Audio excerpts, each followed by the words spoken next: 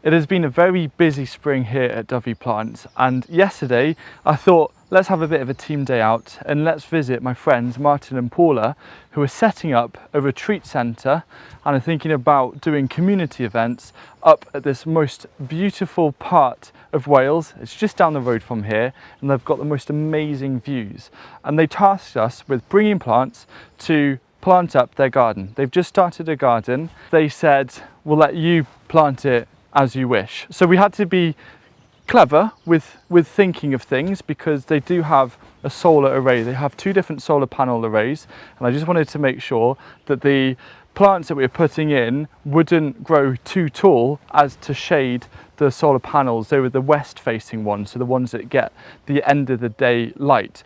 So that was a bit fun. We also did an aromatics bed, an aromatics and herb bed, which is actually closest to the entrance, so closest to the house in kind of permaculture design terms.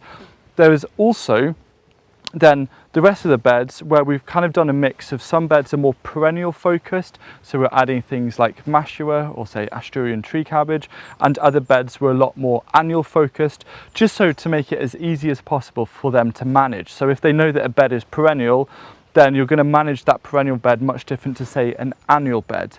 Now, building on top of that, we actually created 3 additional beds, which by the end of the day were all filled. And one of those beds, I said, Martin, plant loads of potatoes, because you just can't have too many potatoes, especially if it's a place where you're getting lots of guests coming in.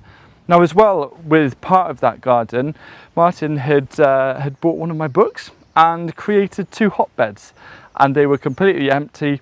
And so we got those filled and prepped nice and ready. So the hotbed closest to the entrance, he's going to plant salads. So he's going to get salads growing nice and quickly with the germination. And then I said, once you start to harvest those salads, put in some cauliflower, such as cauliflower all year round. Just put in cauliflower because it's going to absolutely soak up all of that fertility.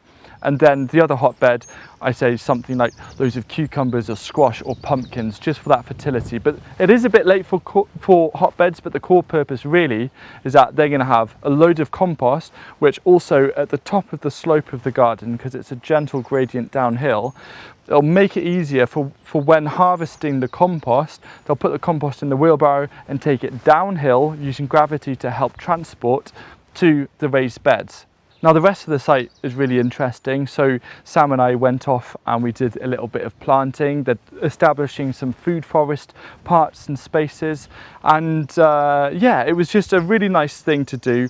So we thought we'd bring the camera and share it, so it's something that you can watch maybe whilst you're having a cup of tea or something like that. What is really inspiring is that Martin and Paula and their dog Flo, they have big plans for the space. And I remember visiting a few months back and again last month, and every single time we turn up it changes. I think it's going to turn into one of the most inspiring spaces, and to be able to use that a bit of a kind of a creative outpost where we can bring our plants and we can create these things. Like the next thing is actually doing a lot of fruit tree guilds, like the fruit trees behind me, of underplanting the kind of the little orchards that they're establishing.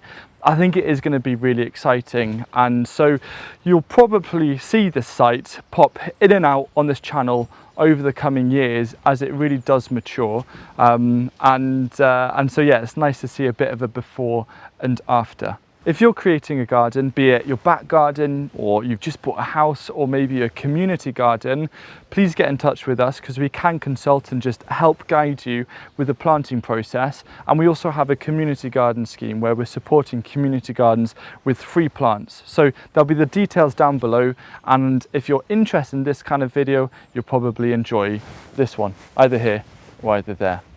Who knows? Or maybe 2, we'll see.